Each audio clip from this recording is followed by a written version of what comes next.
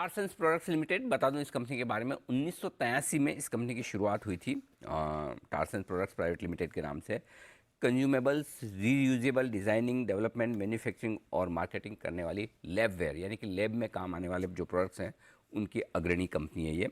और पश्चिम बंगाल में इनके पास 5 मैन्युफैक्चरिंग फैसिलिटी यानी कि 5 प्लांट है। तो ज़्यादातर रिसर्च ऑर्गेनाइजेशंस और पैथ लैब का कारोबार करने वाली कंपनियां इनके प्रोडक्ट्स यूज़ करती है।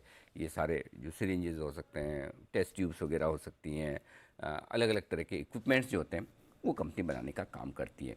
आइए पहले आईपीओ पब्लिक इशू की जानकारी आपको दे दूं। पहला तो ये कि सोमवार को खुल रहा है, राइट। तो ये आपके लिए 15 से 17 नवंबर 3 दिन आईपीओ खुला रहेगा। दूसरी बात, 635 से 662 रुपये ये इसका प्राइस बैंड है। 22 शेयरों के लॉट में आप अप्लाई कर सकते हैं। नया जो इशू आ रहा है वो है 150 करोड़ का, और 874 करोड़ का यानी कि 925 करोड़ समझ लीजिए, ये है ऑफर फॉर सेल। तो ज़्यादा ऑफर फॉर सेल है 925 करोड़ का, और कुल मिलाकर 1025 करोड़ की इशू साइज़ है। और जो इशू साइज़ है, इशू प्राइस है, उस पर मार्केट कैप कंपनी का बनता है 3522 करोड़ का। 3500 करोड़ के मार्केट कैप वाली ये कंपनी है। आइए अब स्वागत करते हैं कंपनी के टॉप मैनेजमेंट में। Whole time director Rohan Sehgal साहब हमारे साथ कार्यक्रम में हो रहे हैं शामिल, और उनका परिचय आपको दे दूं। वो होल टाइम डायरेक्टर तो हैं ही बोर्ड पे। मैनचेस्टर यूनिवर्सिटी से मैनेजमेंट में साइंस की बैचलर्स डिग्री उन्होंने ली है। 7 साल से ज़्यादा का अनुभव है। 2018 से कंपनी के साथ जुड़े हैं, और वो प्रमोटर कैटेगरी में भी है, वो भी हैं, और उनके पिताजी भी प्रमोटर हैं इस कंपनी के। तो सहगल साहब, स्वागत है आपका, धन्यवाद समय निकालने के लिए। सबसे पहले बताएं कि आपकी कंपनी किस तरह के प्रोडक्ट्स बनाती है और ये क्या काम आते हैं। नमस्ते।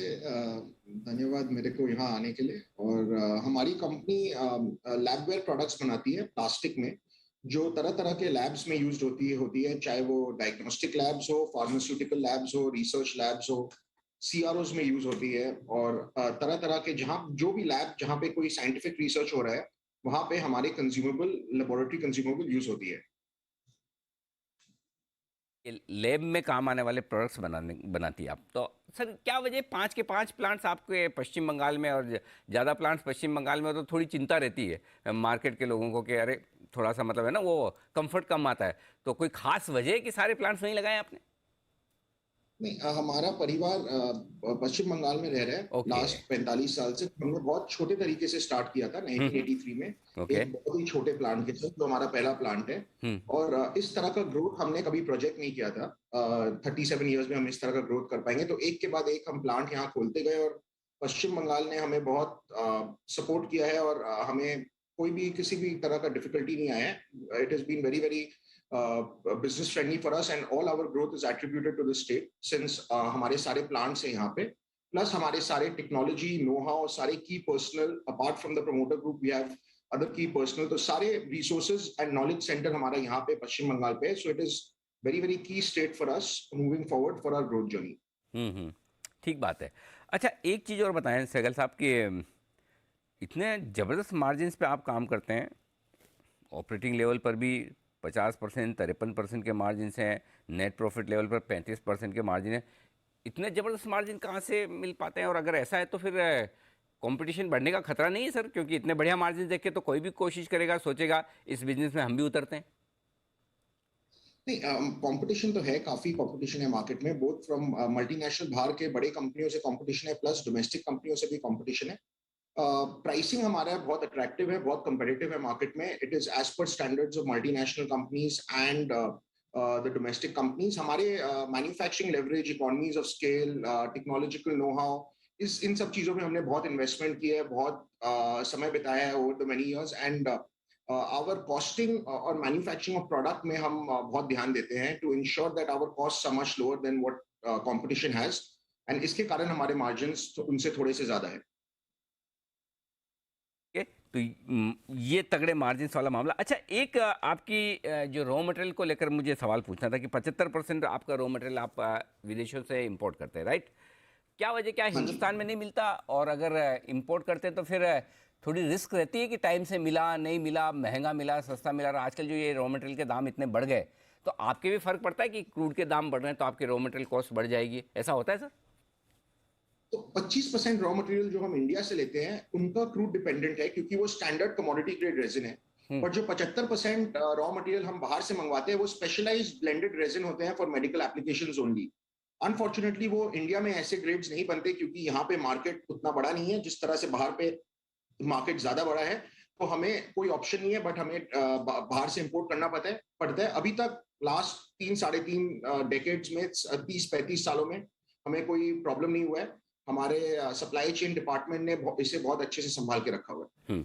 अच्छा रोहन जी, एक चीज़ बताइए, वैसे मैं मार्च 19, 20 और 21 3 साल के डेटा है मेरे पास, तो 180 करोड़ से हाँ आपकी जी। सेल्स बढ़कर 225 230 करोड़ हो गई, ठीक है, थोड़ी सी बढ़ी है। हाँ जी। थोड़ा हाँ पिछले जी। 5-7 साल का आइडिया दें कि किस तरह की ग्रोथ रही है कंपनी में, प्रॉफिट की, सेल्स की, तो एक अंदाजा लगे हमें कि अगले 3-5 सालों में कंपनी की ग्रोथ कैसी रहेगी। अगले लास्ट 5 सालों में अराउंड 14.5% की ग्रोथ आई है, और लास्ट 10 सालों में अराउंड 18% की ग्रोथ आई है। कंपनी कंसिस्टेंटली अच्छे ग्रोथ ट्रैजेक्टरी में है, बोथ टॉप लाइन और बॉटम लाइन में। और अगर हम ये डिसिप्लिन मेंटेन रखें तो आगे भी बेहतरीन परफॉर्मेंस होगी। अच्छा ठीक है सर, अब ये बताइए कि आगे ग्रोथ कहाँ से आएगी।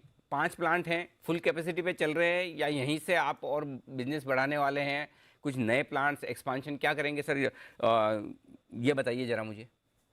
नए प्लांट्स प्लांट्स के भी एक्सपेंशन है, और हमने एक बड़ा प्लांट कमीशन करने जा रहे हैं अगले 1.5 से 2 सालों में पांचला वेस्ट बंगाल एरिया में। और 5 प्लांट्स में भी कुछ कैपेसिटी है, और एग्जिस्टिंग प्रोडक्ट से बहुत ग्रोथ आएगी, नए प्रोडक्ट से भी ग्रोथ आएंगे, जोग्राफिकल एक्सपेंशन से भी ग्रोथ आएंगे।